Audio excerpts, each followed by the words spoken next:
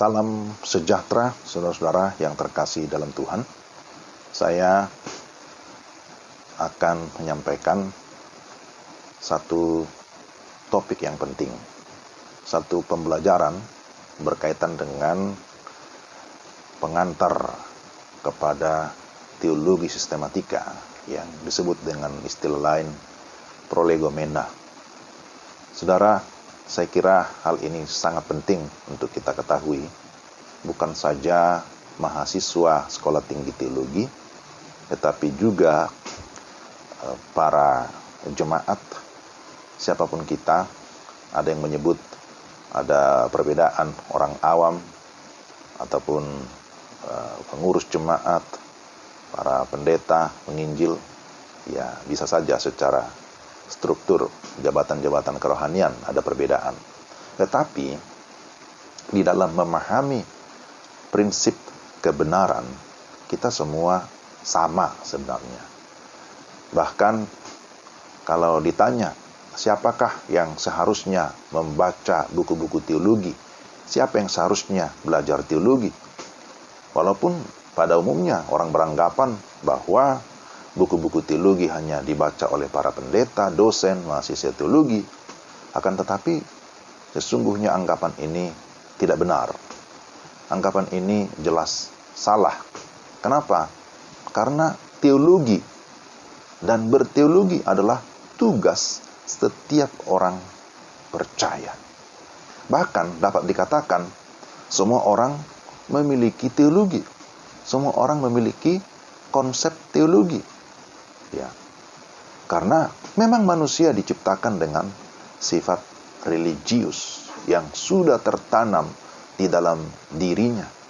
Ada istilah di dalam istilah bahasa Inggris, sense of divine, atau disebut sensus of divinitas dalam istilah Latin.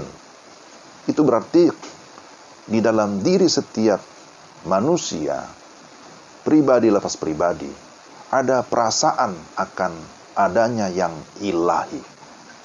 Ada satu perasaan bahwa di luar dirinya ada satu kekuatan ilahi, ada kekuatan yang lain yang lebih besar dari dia. Hanya masalahnya, apakah teologinya benar atau salah? Apakah teologinya dalam atau dangkal? Ini yang menjadi permasalahan. Nah, itulah sebabnya, saudara-saudara, kita harus belajar teologi agar kita memiliki pemahaman yang benar dan itu dapat diterapkan di dalam kehidupan pribadi maupun di dalam pelayanan. Maka dalam pembelajaran yang saya sampaikan, tentu saya menyampaikan dalam bahasa yang sederhana bahwa saya ingin mengarahkan saudara sekalian supaya kita memiliki cara pandang yang benar tentang apa itu teologi, bagaimana kita berteologi, bahwa apa yang menjadi dasar kita berteologi ini juga penting. Tentu bukan semata-mata sense of divine atau pengalaman pribadi kita, tetapi bagi saya, bagi kita, sebagai orang-orang Kristen, sebagai orang-orang yang percaya kepada Allah, orang yang percaya kepada firman, maka Alkitab yang merupakan penyataan khusus Allah, inilah yang merupakan fondasi utama kita di dalam berteologi.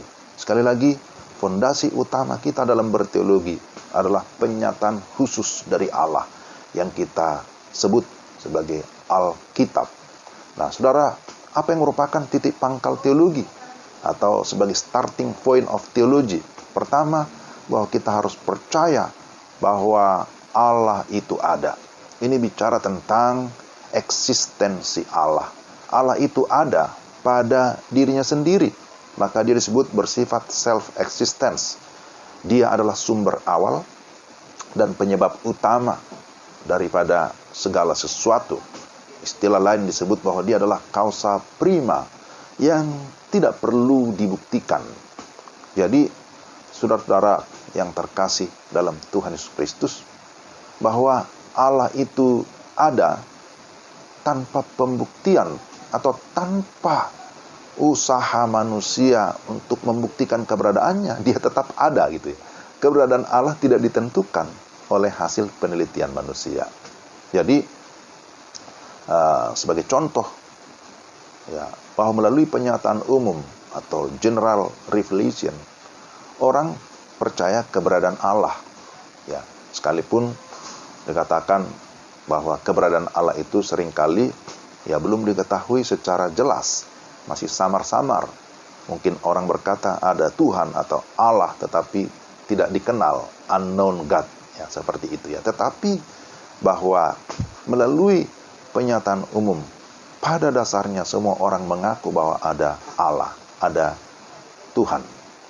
Nah, saudara, yang kedua, bahwa Allah yang telah menyatakan dirinya di dalam Alkitab secara khusus, maka Alkitablah yang menyatakan kepada kita tentang siapa Allah.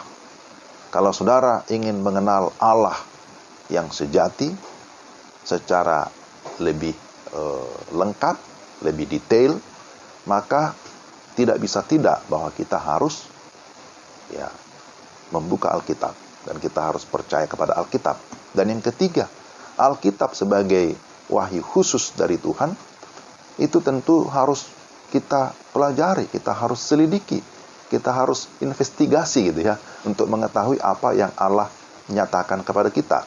Kita tidak cukup hanya berkata, ya aku sudah percaya Alkitab, lalu kita liatin Alkitabnya, kita tontonin, dan kita berharap dengan kita menyimpan Alkitab serapi-rapinya di dalam lemari kita, bahwa kita bisa bersihkan tiap hari. Lalu kalau orang sakit, Alkitab ditaruh di tempat tidur dekat kepala. Kalau ada kegiatan-kegiatan kerohanian, Alkitab dibawa, tapi tanpa membaca, tanpa mempelajarinya secara tekun, ya tidak mungkin kita bisa mengenal Allah secara lebih dalam.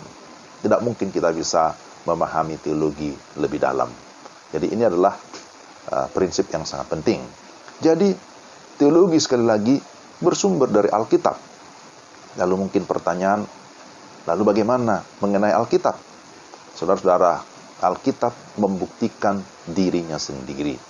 Alkitab itu disebut bersifat autopistos. Ini adalah hal yang sangat esensial, hal yang sangat mendasar, saudara-saudara. Dan perlu diingat bahwa cara pandang kita terhadap Alkitab itu akan menentukan teologi kita. Cara pandang atau istilah lain disebut dengan presaposisi kita. Cara pandang kita terhadap Alkitab itu menentukan teologi kita. Bagaimana cara pandang saudara? Bagaimana cara pandang saya? Bagaimana cara pandang kita? Maka itu sangat penting. Karena bagi saya bahwa Alkitab itu adalah firman Allah 100%. Alkitab adalah firman Allah tanpa salah. Alkitab itu adalah satu kebenaran yang mutlak, satu kebenaran yang absolut. Alkitab adalah firman Allah yang kekal. Alkitab itu adalah firman Allah yang berotoritas. Nah, tentang sifat-sifat Alkitab kita akan membahasnya di lain kesempatan. Tetapi di dalam pengantar ini saya ingin menyatakan, jikalau saudara ingin membangun teologi yang benar, maka harus memiliki cara pandang yang benar terhadap Alkitab. Sekali lagi, Alkitab adalah kebenaran yang absolut. Alkitab adalah firman Allah yang memang keluar dari Allah. Maka mari kita membangun teologi yang benar. Apa itu teologi? Istilah teologi, saudara, berasal dari kata Yunani, dari dua kata, theos, yang berarti Allah, logos, yang berarti ilmu, atau juga disebut perkataan, pikiran, ataupun uraian. Jadi, disebut berteologi, berarti kita belajar, tanda kutip ya, tentang Allah. Yang sesungguhnya saya memahami ketika kita berteologi, bukan hanya belajar tentang Allah, tetapi kita sementara belajar dari Allah. Jadi, definisi istilah teologi dapat dimengerti dalam arti yang sempit ataupun dalam arti yang luas. Dalam arti yang luas mencakup seluruh pokok studi atau disiplin, mencakup ya semua pokok disiplin ilmu. Itulah dalam arti luas. Tapi dalam arti sempit, bahwa berteologi itu merupakan usaha untuk meneliti iman Kristen dari aspek doktrinnya, dari aspek pengajaran-pengajaran yang lebih sempit, yang kita sebut dengan istilah teologi sistematika. Nah, saudara-saudara, ini baru pengantar saja yang saya sampaikan, tapi di pertemuan-pertemuan selanjutnya saya berharap bahwa saya bisa menyampaikan pengajaran yang lebih sistematis, yang lebih terinci lagi berkaitan dengan teologi sistematika. Nah, jadi berteologi berarti kita berusaha untuk menyelidiki kitab suci dengan benar. Karena melalui penyelidikan itu, maka kita akan mengetahui hal-hal yang berkaitan dengan Allah. Teologi ialah pengetahuan yang rasional, ya, tentang Allah dan hubungannya dengan karya, dengan ciptaannya, ya, sebagaimana dipaparkan, dinyatakan di dalam Alkitab. Jadi dalam pengertian yang khusus, sekali lagi, teologi sistematika itulah bagian dari divisi teologi yang mengatur secara terperinci dan berurutan tema-tema dari ajaran doktrin di dalam Alkitab. Ya, senang bisa berjumpa dengan saudara, dan saya berharap kita akan mengikuti lagi pelajaran-pelajaran selanjutnya berkaitan dengan teologi sistematika. Ya, sampai jumpa di pelajaran yang berikutnya. Tuhan memberkati.